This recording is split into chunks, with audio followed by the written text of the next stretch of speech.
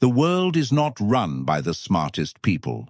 It is not run by the kindest, the most talented, or the most hard-working. Look around you. The people at the top, the ones who command attention, resources, and respect, possess a different kind of operating system entirely. You have been told that intelligence is about IQ, about solving problems, about memory. That is the lie they sell to the workforce to keep them productive. True power utilizes a different form of intellect, dark intelligence. It is the ability to read the hidden currents of human behavior, to understand what is being said in the silence, to detach from the desperate need to be liked, and instead command the reality around you. Most people are sleepwalking through life, reacting to emotions they don't understand, manipulated by forces they cannot see. They are pawns, believing they are players. If you are tired of feeling outmaneuvered, if you feel like you are playing a game where everyone else knows the rules but you, listen closely. We are not here to discuss morality. We are here to discuss survival. Niccolò Machiavelli was not a villain.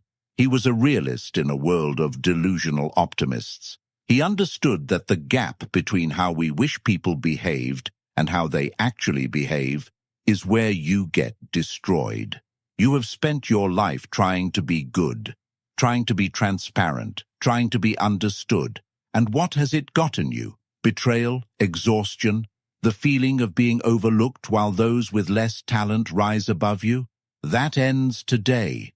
In the next 25 minutes, we are going to download 9 laws of dark intelligence. These are not positive affirmations. These are psychological weapons, tools to dismantle the manipulation around you and construct a fortress of mental autonomy. But a warning, this knowledge is irreversible. Once you see the strings, you can never go back to the puppet show. You will see the lies in your relationships, the power plays at your job, and the weakness in your own reflection. If you are not ready to kill the part of you that needs to be a victim, leave now. For the rest of you, welcome to the desert of the real. Number 1. The law of selective silence. Most people talk to fill the void. They are terrified of silence because in silence they have to face themselves. So they babble, they explain, they overshare. They hand over the blueprint of their mind to anyone who will listen. And in doing so, they become predictable. And if you are predictable, you are masterable. Dark intelligence begins when you stop using words to seek validation and start using them as precision instruments. Machiavelli knew that the one who speaks the least in the room holds the most power. Why? Because information is currency. When you speak, you are spending. When you listen, you are collecting. Think about the last time you felt intimidated by someone. Was it the person screaming and making threats? No, it was the person who sat perfectly still, watching you, saying nothing. That silence creates a vacuum, and human nature abhors a vacuum. When you remain silent, other people's anxiety compels them to fill that space. They start talking. They reveal their intentions. They expose their insecurities. They tell you exactly how to defeat them, all because they couldn't handle the weight of your silence. Stop explaining yourself. Stop defending your actions. Stop offering your opinion before it is extracted from you. Become a black hole of information. Absorb everything. Reflect nothing. When people cannot read your position, they cannot form a strategy against you. They become cautious. They seek your approval. Silence is not just the absence of noise. It is the presence of control. Number 2. The law of strategic amorality. This is where you will feel resistance. You have been conditioned to view every event, every person, and every outcome through a binary lens, good or bad, fair or unfair, right or wrong. This moralizing is a chain around your neck. The Machiavellian mind does not deal in good or bad. It deals in effective or ineffective. When a predator hunts prey, is it evil? No, it is necessary. When a storm destroys a house, is it malicious? No, it is inevitable. You suffer because you project your moral framework onto a chaotic universe. You get angry when someone betrays you because you think they shouldn't have done that. You get depressed when you lose an opportunity because it wasn't fair. Dark intelligence requires you to step outside of this emotional judgment. View reality as a mechanic views an engine.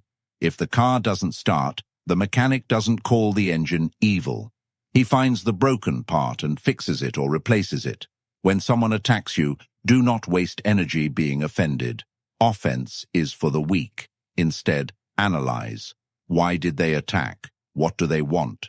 What is their leverage? How do I neutralize this? This is called strategic amorality. It doesn't mean you have no ethics. It means you do not let your ethics blind you to the mechanisms of power. You can be a good person, but you must be a cold strategist first. Because a good person with no power is not virtuous. They are just a victim in waiting. Stop asking, why did they do this to me? And start asking, what does this move allow me to do next? Number 3, the law of controlled vulnerability. There is a misconception that the dark triad personality, the Machiavellian, is a robot, cold, distant, unrelatable. That is the amateur level. That is the person trying to look tough. True dark intelligence understands that humans are emotional creatures. If you appear too perfect, too cold, or too invulnerable, you generate envy. You create enemies who want to see you bleed just to prove you are human. So, you must give them a flaw. This is the law of controlled vulnerability. You deliberately display a small, harmless weakness to disarm those around you. Maybe you admit to being bad with technology. Maybe you share a slightly embarrassing story from your past. Maybe you ask for small, insignificant favors. This triggers the Ben Franklin effect. When people help you or when they see a flaw in you, they lower their guard. They feel superior or they feel a sense of camaraderie.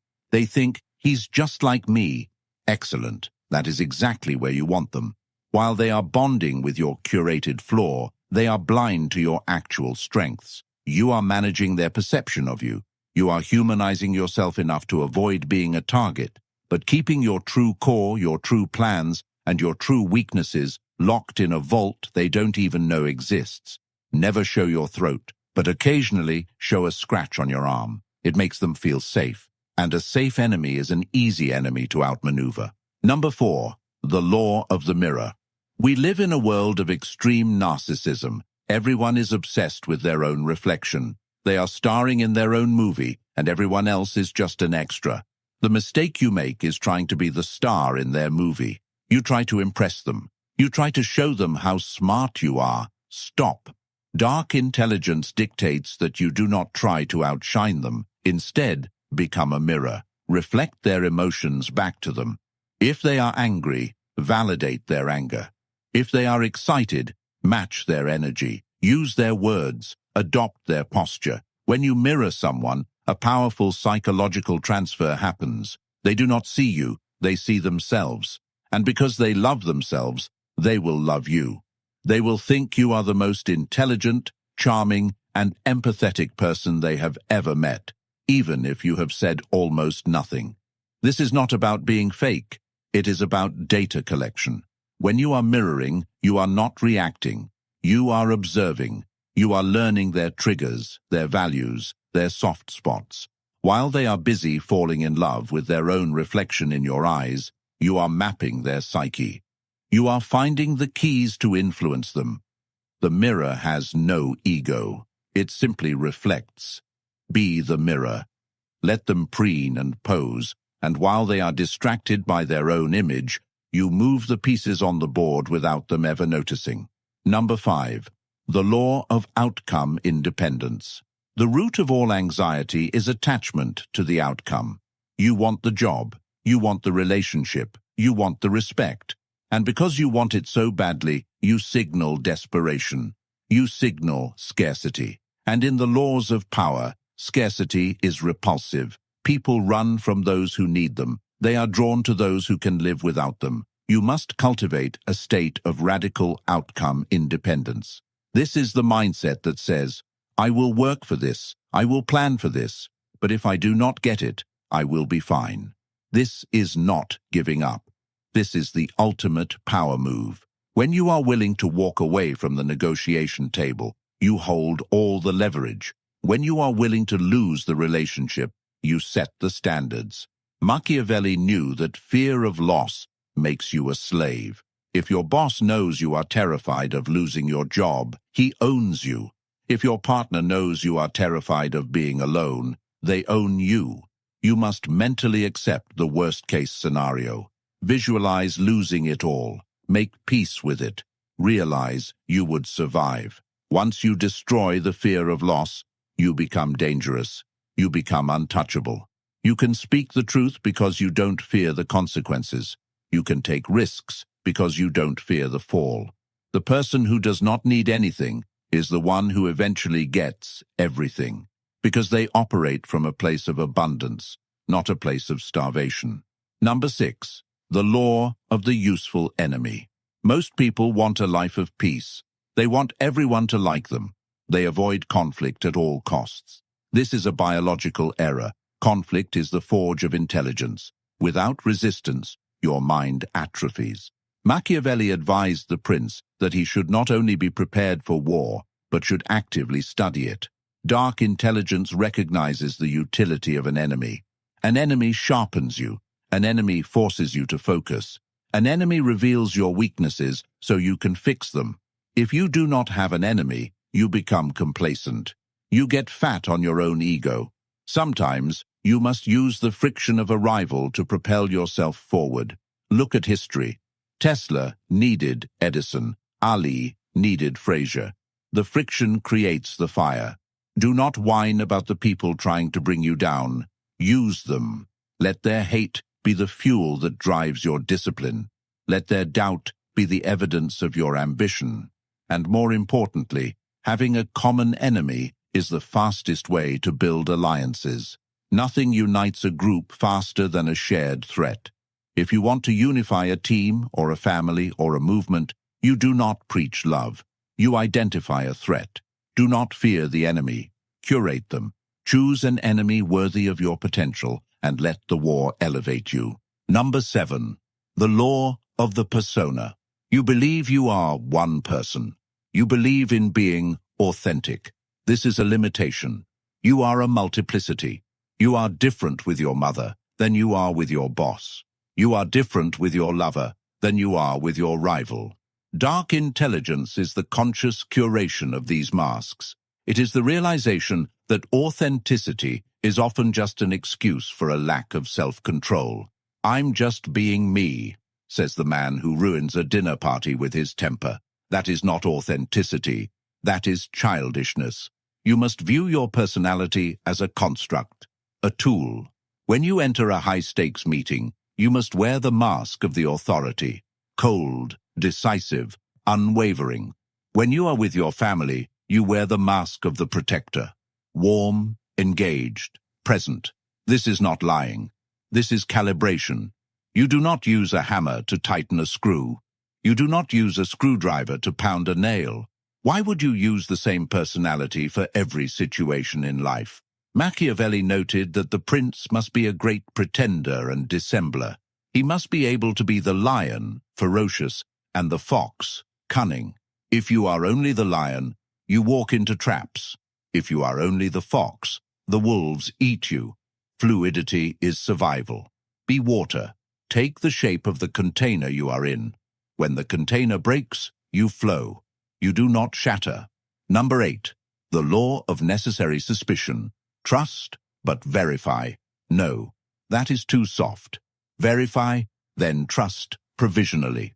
The naive mind projects its own goodness onto the world. You think, I wouldn't lie to him, so he won't lie to me. This projection is the cause of your greatest heartbreaks. Dark intelligence accepts a brutal truth. Everyone acts in their own self-interest. Even acts of altruism are often driven by the need to feel good about oneself.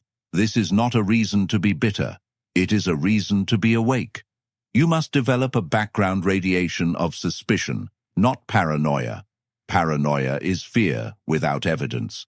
Suspicion is attention to detail. Watch what people do. not what they say. Words are cheap. Words are designed to manipulate. Actions are the only truth. When someone offers you a great opportunity, ask, what is in it for them?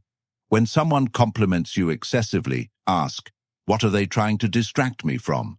Machiavelli wrote, men are so simple and so ready to obey present necessities that he who deceives will always find those who allow themselves to be deceived. Do not be the one who allows themselves to be deceived. Require proof. Test loyalty before you lean on it. Give people small amounts of power and see how they use it before you give them the kingdom. It is better to be pleasantly surprised by loyalty than devastated by betrayal. Number 9. The law of the shadow. We end with the deepest law, the one that Carl Jung and Machiavelli would agree upon, though they approached it from different centuries. You must integrate your monster.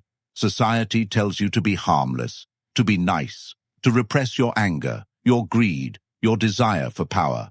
But a harmless man is not a virtuous man. A harmless man is just a weak man.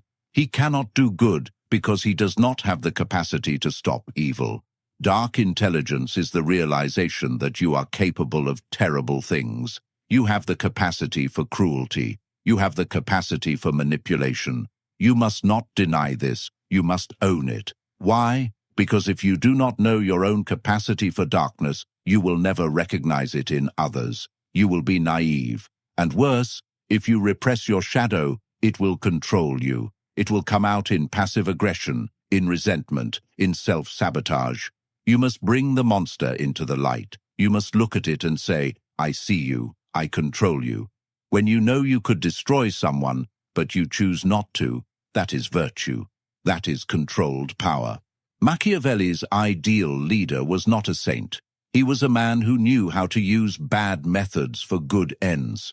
You need that edge. You need that darkness in your eyes that tells the world, I am peaceful by choice, not by inability. When you integrate your shadow, you become whole.